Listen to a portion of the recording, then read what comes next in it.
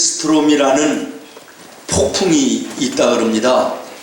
이 바람이 불어오기 시작하면요, 주변에 있는 모든 것들이 날아갈 정도로 위력이 대단하다 그래요.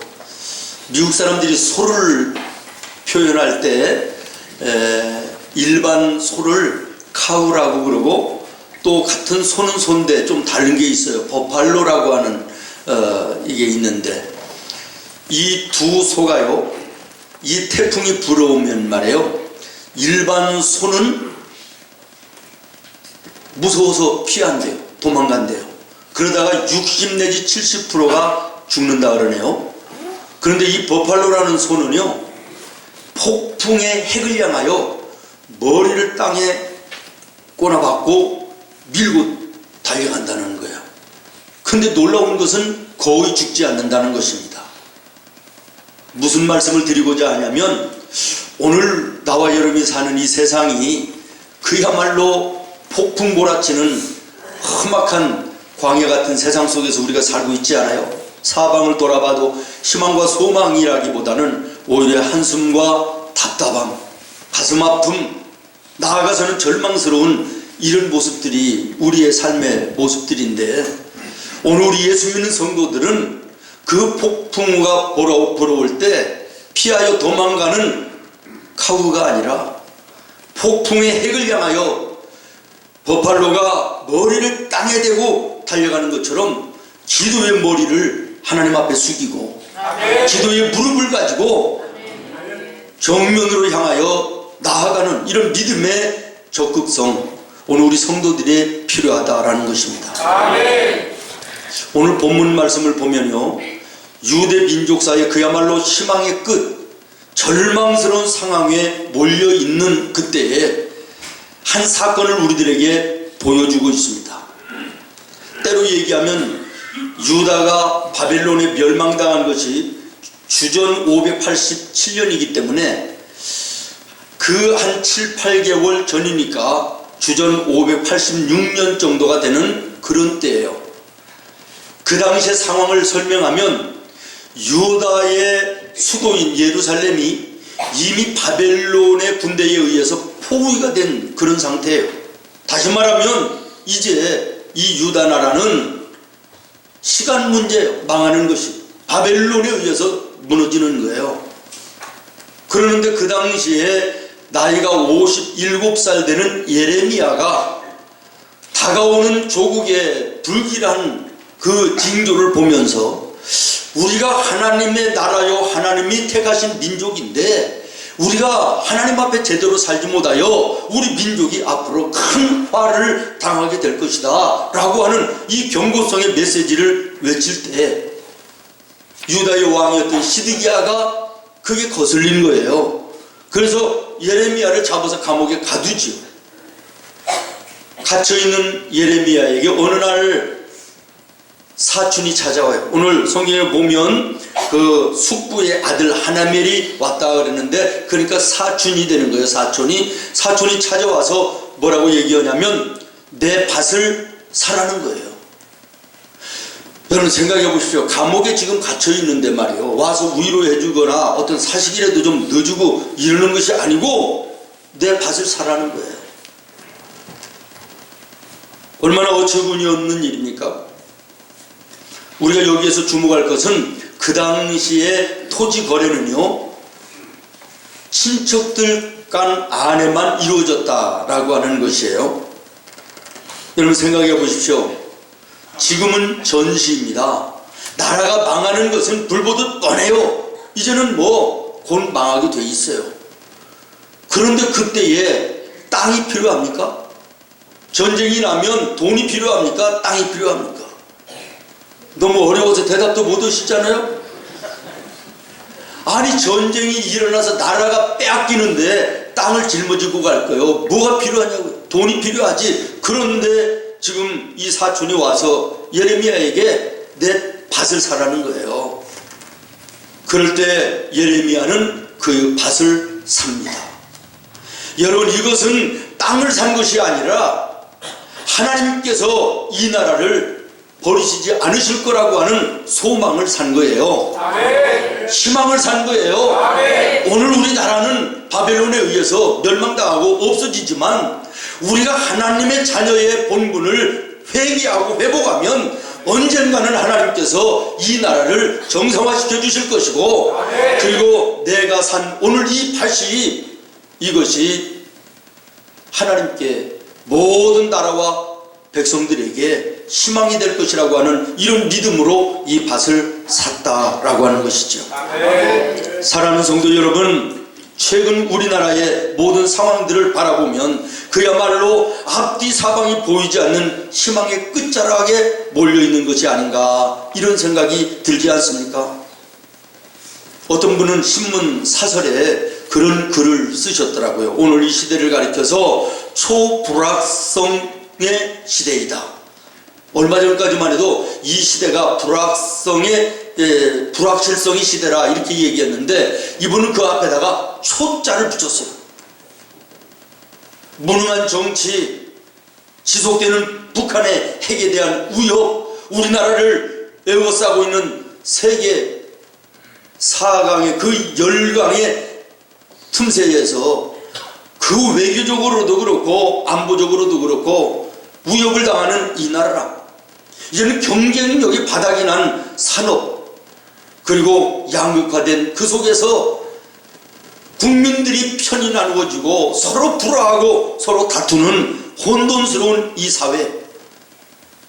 이제 며칠 있으면요, 또 여기에다가 20일 날이 되면 1월 20일 날에 미국의 트럼프 대통령이 취임을 한다네요. 이 행정부가 출범을 하게 되면 지난 60여 년 한국과 미국이 동맹의 관계로 지켜왔던 한미 동맹에 어떠한 일이 벌어질지 예측 불가능한 이런 시대 속에서, 혼미함 속에서 우리나라가 지금 서 있는 거예요. 여기에다가 이제는 얼마 가지 않아서 나라의 대지도자들을 또 이제 지도자를 투표해야 되는데 얼마나 혼돈스러운 이런 일들이 많이 일어나겠나라고 하는 거예요.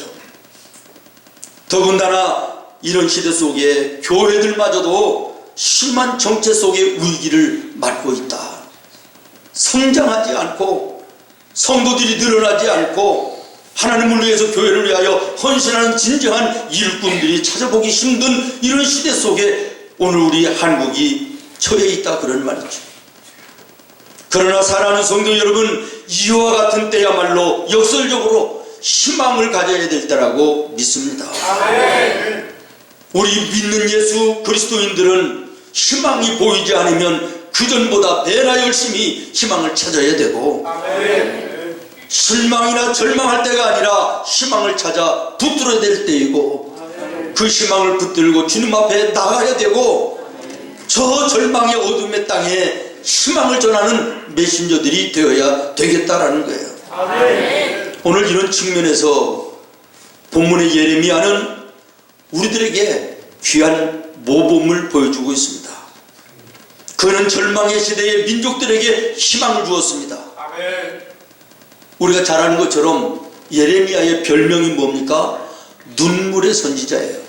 눈물의 선지자.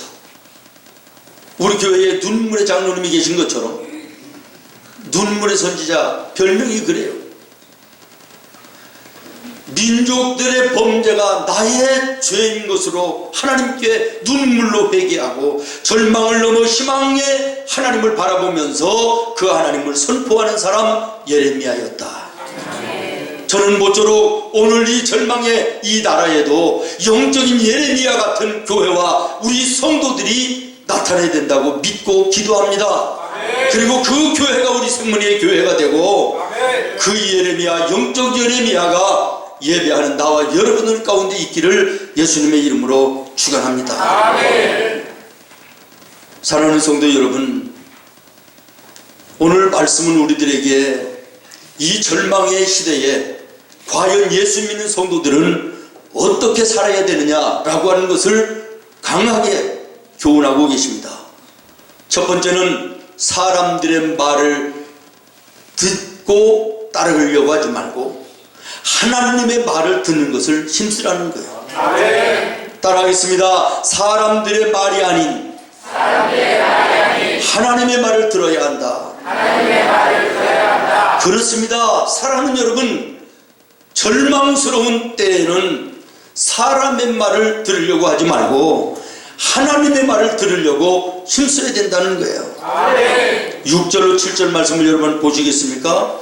예레미야가 이르되 여호와의 말씀이 내게 임하였느니라 이르시기를 보라, 내 숙부 살롬의 아들 하나멜이 내게 와서 말하기를 너는 아나돗에 있는 내 밭을 사라. 이 기업을 물을 권리가 내게 있느니라 하리라. 여러분, 이 말에 대해서 세상 사람들은 뭐라고 얘기했을까요? 예레미야에게 야, 사라고 한다고 해서 사면 너는 바보다. 지금 때가 언제냐? 나라가 망한다.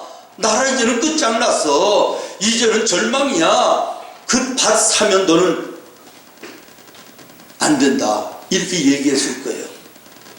그러나 하나님은 뭐라고 말씀하십니까? 8절 하반절에 보면 내가 이것이 여호와의 말씀인 줄 알았으므로 9절 내 숙부의 아들 하나멜에 아나돗에 있는 밭을 사는데 은 17세겔을 달아주되. 아멘. 아멘. 하나님은 사라는 거예요. 여러분, 누구 말이 맞습니까? 현실적으로, 합리적으로, 이치적으로 생각할 때 그 상황 속에서 누구의 말이 맞아요? 사람들의 말이 맞지 않습니까? 전쟁이 일어나 나라가 망가지는데 무슨 돈을 주고 밭을 사냐, 그런 얘기예요. 그게 맞는 얘기 아닙니까? 그러나 하나님은 말씀하십니다. 사라는 것입니다. 그리고 예레미야는 사람의 말을 듣지 않고 하나님의 말을 들었다는 것입니다. 사랑하는 성도 여러분, 이러한 어려운 시대일수록 우리는 사람들의 말을 들으려고 열심합니다. 그러나 이것은 성도의 자세가 아닙니다. 삶이 어렵고 세상이 절망스러울 때는 하나님의 말을 들으려고 애써야 된다라는 거예요. 아멘. 역사를 보면요, 나라가 어지럽고 소란스러워지면 제일 빠르게 번지는 것이 뭐냐? 유언비어라는 거예요. 수도 없는 유언비어, 근거 없는 얘기들이 세상을 가득 메운다는 것인데, 오늘 나와 여러분이 사는 이 대한민국을 보십시오. 근거도 출처도 불분명하고 불확실한 이런 유언비어 같은 소문들이 나라에 가득하지 않습니까? 물론 우리 국민들이 알 권리도 있고 들을 권리도 있다 인정을 합니다마는 정규적인 방송이 아닌 종편들에서 쏟아져 나오는 그 어마어마한 얘기들, 이것 때문에 우리 국민들이 더 혼란스러운 것 같아요. 지난 화요일날 우리 시찰 신년 할애식이 있어서요, 할애식을 마치고 점심을 먹으러 식당에 단체로 갔는데 테이블마다 언성 높아지고 다투고 목사님들끼리 이름도 별로 이쁘지 않은 여자, 거기서도 내가 아주, 난 순실이라는 이름 싫어. 목사님들도요 양편으로 나뉘어가지고 맞다 틀리다 이렇게 된다 아니다. 전 그런 생각을 했습니다. 이럴 때일수록 우리 교회와 주의 종들과 우리 성도들은 사람의 말을 들으려고 하지 말고 아멘. 하나님의 말을 듣기를 힘써야 되겠다. 아멘. 사랑하는 여러분, 그럼에도 불구하고 밭을 사기로 한 예레미야를 주목하시기를 바랍니다. 아멘. 그 당시에 밭을 사는 이 사람을 보면서 주변의 사람들 뭐라고 얘기했을까요? 아이고, 저 사람 감옥에 가더니 정신이 어떻게 이상해졌구나, 돌았구나, 뭐 이렇게 비난하고 수군거렸을 거예요. 그러나 그의 행동은 하나님의 말씀을 듣고 그 말씀에 순종한 것입니다. 아멘. 그리고 그것은 후에 나라를 살리며 백성들에게 큰 소망을 주고 희망을 주는 것이 됐음을 주목하시기를 바라요. 아멘. 벌써 한 20년이 지났습니다. 우리 교회가 저 부천 전철역 앞에 조그마한 상가에서 이제 이 교회로 옮겨오는 건축을 할 때 제가 설교를 했습니다. 하나님의 성전 건축은 아무에게나 주어지는 것이 아닙니다. 다윗을 보면 하나님의 성전을 짓고 싶었지만, 돈은 많고 권력도 있었지만 하나님이 허락하시지 않았습니다. 자격이 없었기 때문입니다. 그리고 그 아들 솔로몬에게 성전 건축을 맡기셨습니다. 이게 무엇입니까? 아무에게나 성전 건축의 기회를 주는 것이 아닙니다. 오늘 우리 교회와 우리 성도들에게 성전 건축의 은혜와 기회를 주셨습니다. 우리가 시간과 물질을 헌신해서 하나님의 성전을 세우십시다. 이러고 이제 설교를 했어요. 그랬더니 어느 집사님이 은혜를 받고 내가 이제 목사님 설교를 듣고 결심을 했습니다. 그리고 건축원금을 작정했다고 얘기를 다른 집사님한테 했대요. 그랬더니 그 집사님이 뭐라고 얘기하냐면, 집사님, 목사님 말 듣고 했다가 나중에 후회만 해, 이렇게 얘기를 했다는 거예요. 또 그 얘기를 나한테 하더라고. 그래서 내가 그런 얘기를 했어요. 집사님, 아마 그분이 그 전에 어떤 마음에 상처되는 것들이 있어서 아마 그렇게 얘기를 하셨을 거예요. 그러면서 또 뭐라고 대답을 했는지 궁금하더라고요. 그래서 그 집사님이 뭐라고 얘기했어요? 그랬더니 나는 목사님의 설교를 들은 것이 아니라 그 속에서 하나님의 말씀을 듣고 결심한 것입니다. 이렇게 얘기를 대답을 했다는 거예요. 오, 감동이더라고요. 여러분, 설교는 하나님께서 목사를 통하여 나에게 주시는 음성으로 들어야 은혜가 되지. 저거 목사님 얘기야, 저거 사람 얘기야, 이러면 그게 무슨 은혜가 되겠어요? 여러분, 시대가 힘들고 어려울수록, 여러분의 삶이 공고하고 힘들을수록 사람을 찾아다니며 사람의 말을 귀 기울이지 말고 하나님의 말 듣기를 힘쓰는 여러분 되기를 바랍니다. 저는 종종 우리 성도님들에게 이런 얘기 하지 않아요? 여러분, 몸이 아프십니까? 몸이 아파 입원에 누워있지 않는다면은, 몸이 아프면 성전에 올라와서 봉사할 것을 찾아서 봉사하십시오. 쓸 일에도 하고 걸레질 하기라도 하고, 그러면서 하나님, 내가 육신이 아파가지고 더 많이 봉사하고 싶은데 육신이 말을 안 들으니 건강 회복하게 하셔서 더 많이 봉사할 수 있도록 은혜 주세요. 이렇게 기도해야 되지 않냐고. 아멘. 안 되죠. 물질로 어렵고 돈이 없어 힘들면 무엇이라도 하나님께 예물로 심고, 하나님 돈이 없어 많은 것 드리지 못하지만 하나님께서 물질의 복을 주셔서 많이 섬길 수 있도록 하나님 내 가정과 사업을 복의 복을 더하여 주시옵소서. 이렇게 기도해야 되지 않겠느냐. 여러분, 이것이 이 목사의 얘기가 아닙니다. 성경의 정신입니다. 하나님이 자녀들에게 복을 주시는 방법입니다. 우리 예수 믿는 성도들이 은혜와 복을 받는 비결입니다. 믿습니까? 여러분, 오늘 여러분의 삶에 힘들고 어렵습니까? 예배를 늘려보시기 바랍니다. 주님 앞에 드리는 예물과 시간을 더해 보시기를 바랍니다. 저는 오늘 우리 생문의 성도들이 폭풍 앞에 도망가는 카우들이 아니라 폭풍의 핵을 향하여 머리를 땅에 박고 기도에 무릎을 꿇고 그 태풍의 핵을 향하여 돌진해가는 그 버팔로처럼 강하고 담대한 믿음의 적극적인 성도들이 될 수 있기를 예수님의 이름으로 축원합니다.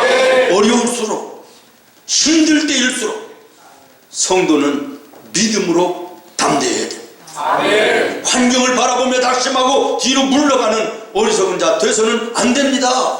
폭풍이 무서워 도망가는 소들은 60, 70%가 죽는다는 거예요. 그러나 그 핵을 향하여 돌진하는 버팔로는 죽는 법이 없다는 것이에요.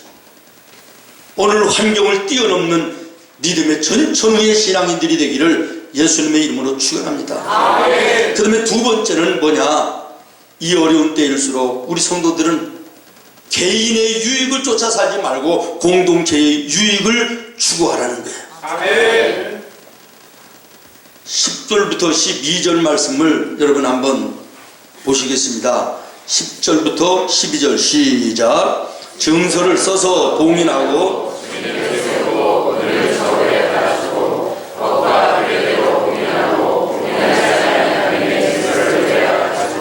나의 숙부의 아들 하나멜과 매매 증서의 인친 증인앞과 시위대 뜰에 앉아있는 유다 모든 사람 앞에서 그 매매 증서를 마세야의 손자 네리야의 아들 바룩에게 붙이며. 아멘. 이게 무슨 얘기냐면 그 당시에 토지를 매매하면요, 봉투에다가 서류를 넣고 아마 도장을 찍는 것이 이게 통상이었던 것 같아요. 그런데 예레미야는 봉투 하나를 임봉하지 않고 열어놨다는 거예요. 모든 사람들이 보라는 거예요. 내가 이자의 땅을 산 것을 여러분들이 한번 보라는 거예요. 지금 자랑하는 거예요. 무슨 자랑입니까? 나에게는 희망이 있다. 아멘. 우리나라에는 아직까지도 희망이 있다. 아멘. 절망하는 시대, 절망하는 백성들에게 희망을 선포하고 싶었고, 희망을 전염시키고 싶어 그는 임봉해야 될 서류에 임봉하지 않고 모든 사람들이 보는 앞에서 공개했다는 거예요. 다시 말하면 보십시오. 나는 오늘 밭을 샀습니다. 여러분이 볼 때는 어리석어 보이지요? 그러나 하나님은 머지않아서 우리 이 나라를 회복하게 하실 것입니다. 아멘. 멀리 가지 않아서 오늘 우리 나라가 정상화되는 날이 하나님으로부터 올 것입니다. 그때에는 오늘 내가 산 이 땅이 나에게 축복이 될 것이며 은혜가 될 것입니다. 아멘. 희망을 잃지 마십시오. 소망을 가지십시오. 라고 하는 무언의 외침이 이 말씀 속에 내포되어 있다라는 거예요. 아멘. 오늘 이 시대 우리 성도들이 하나님의 교회가 어떻게 살아야 되며 행동해야 될 것인가를 교훈하는 말씀입니다. 다시 말합니다. 개인의 유익을 쫓아 살지 말고 아멘. 공동체의 유익을 추구하라는 하나님의 메시지입니다. 아멘. 참 이것이 말처럼 쉽지는 않지요. 그럼에도 불구하고 이것이 올바른 성도와 교회의 마땅한 모습임을 기억하시기를 바랍니다. 아멘. 시대가 어두워지고 절망의 때가 되면 사람들은요 모두가 자기중심적으로 변합니다. 그저 자기밖에 모릅니다. 몸을 살립니다. 자기 살 길만 찾는 것입니다. 언제라도 내가 몸담고 있는 공동체, 회사든 교회든 일터든 여지없이 버리고 떠날 마음이 되어지는 것이 사람의 모습들이에요. 그러나 사람들은 공동체가 무너지는 것이 나의 넘어짐이고 공동체의 몰락이 결국은 나의 몰락임을 깊이 생각하지 않기 때문에 그런 것이지요. 그러나 여러분 한번 생각해 보십시오. 내 가정이 무너지면 나 혼자 아무리 잘 돼도 무슨 의미가 있는 것이고 내 회사가 내 일터가 무너져 버리면 나는 어떤 존재가 되는 것입니까? 하나님의 교회가 무너지면 나는 어떤 존재가 되는 것입니까? 어려울 때일수록 절망적인 시대일수록 오늘 우리 성도들은 내 개인의 유익을 쫓아 사는 것이 아니라 공동체의 유익을 쫓아 사는 모습이 필요하다. 아멘. 2차 대전이 일어났을 때 영국 수도 런던에 첫 폭격이 떨어졌습니다. 모든 시민들이 공포에 휩싸여 있죠. 이제 우리나라는 망했다 하는 거 아니겠습니까? 그날 밤에 영국의 모든 매체의 대표들이 모였답니다. 근데 그 중에 한 저널리스트가 제안을 했대요. 우리 영국의 매스컴은 세계에서 이름난 사회와 나라에 대한 예리한 비판을 가하는 이런 언론들인데 이번만큼은 비판하지 말자. 나라를 비판하고 지도자들을 비판하지 말고 희망적인 메시지를 국민들한테 내보내도록 하자. 그래서요 결정을 했대요. 그래서 그 다음날 뉴스로부터 신문 모든 매스컴들이요 소망적이고 희망적인 메시지를 내보내고 텔레비에서도 늠름한 군인들이 출정하는 모습 비춰주고 교회마다 나라와 민족을 위하여 기도하는 성도들로 가득가득한 예배당의 모습을 비춰주고 이러면서 불안했던 런던의 시민들의 마음이 녹아지게 되고 소망을 가지게 되고 희망 가운데 일어나 결국에는 승리했다라고 하는 일화입니다. 개인의 이익을 뛰어넘어 이웃을 바라볼 줄 아는 우리 성도들이 되어야 됩니다. 힘들고 어려운 시대일수록 사람은 본능적으로 내 중심으로 바뀌어져 가지만 우리 예수 믿는 성도들은 오히려 이제는 공동체 중심으로 사회와 나라와 민족을 향한 기도와 우리의 헌신의 모습이 필요한 때가 이때라라고 하는 것이죠. 세상을 향하여 빛의 사명을, 소금의 사명을, 그게 무엇입니까? 오늘 이렇게 절박하고 혼돈스러운 이 대한민국에 오늘 우리 예수 믿는 성도들이 개인주의자가 아니라 이제는 사회와 나라를 생각하고 바라보고 기도하며 내 시간과 물질을 헌신할 수 있는 이 모습이 우리에게 반드시 있어야 될 것입니다. 마지막으로 세 번째, 오늘만 바라보지 말고 믿음으로 멀리 내일을 바라보라고 하는 메시지가 오늘 말씀 속에 강하게 주시는 음성입니다. 여러분, 예레미야가 만일 닥쳐진 현실만 오늘만 바라봤다면 과연 밭을 샀겠나요? 샀을 리가 만무합니다. 그러나 그는 하나님을 바라보는 믿음을 가지고 멀리 내일을 바라보았기 때문에 소망과 희망의 하나님을 볼 수 있었고, 그랬기 때문에 그는 그 밭을 산 줄로 믿습니다. 오늘 우리 성도들에게도 이와 같은 믿음의 안목이 필요하다고 믿습니다. 나치 독일 포로 수용소에 갇혀있는 사람들이 하루에도요 수십 명씩 죽어나갔다는 거예요. 그런데 그때 세계적으로 유명한 심리학자 빅터 프랭클이라는 사람이 같이 수용되어 있었는데요, 이분이 수용자들에게 얘기를 했답니다. 여러분, 저 위에 있는 조그맣지만 창문을 바라보십시오. 그랬더니 이구동성으로 사람들이 뭐라고 얘기하면, 저 조그만 창이 뭐가 중요하냐, 창 너머로 보이는 거 콘크리트밖에 더 있냐, 이러고 비아냥거리면서 수군거렸다는 거예요. 이때 이분이 얘기했답니다. 콘크리트만 바라보지 말고 그 콘크리트 너머에 푸른 하늘을 바라보십시오. 밤이 되면 거기에 떠있는 별을 바라보십시오. 그리고 난 이후부터는요 죽어나가는 사람이 거의 없었다 그럽니다. 사랑하는 여러분, 오늘 우리의 현실을 바라보면 그야말로 회색빛 차가운 콘크리트만 보이는 것 같은 절박함이 있을 수 있습니다. 우리의 가정, 우리의 회사, 우리의 일터, 우리의 나라 바라보면 참 절망스러운 회색빛, 그 딱딱한 콘크리트 같은 그런 모습일 수밖에 없을지 모르나, 그러나 창문 너머 하나님께서 띄워놓으신 별을 바라볼 수 있기를 바랍니다. 푸른 하늘을 바라볼 수 있기를 하나님께 기도하시기를 바랍니다. 나라가 어렵습니다. 시대가 어둡습니다. 이 어려운 시대 가운데 하나님께서 이 자리에 하나님의 교회를 세우신, 우리 교회를 세우신 목적을 깊이 묵상할 수 있는 우리 성도들이 됐으면 좋겠습니다. 세상의 많은 사람들 가운데 나를 하나님의 자녀로 불러 이 거룩한 예배의 자리에 앉게 하신 하나님의 목적을 다시 한번 깊이 묵상하는 믿음의 우리 성도들이 되시면 좋겠습니다. 어려운 이 시대일수록 사람들의 말이 아닌 하나님의 말을 듣기를 힘쓰시기를 바랍니다. 개인의 유익을 쫓아 살기보다 공동체의 유익을 쫓아 사는 우리 성도들이 되기를 바랍니다.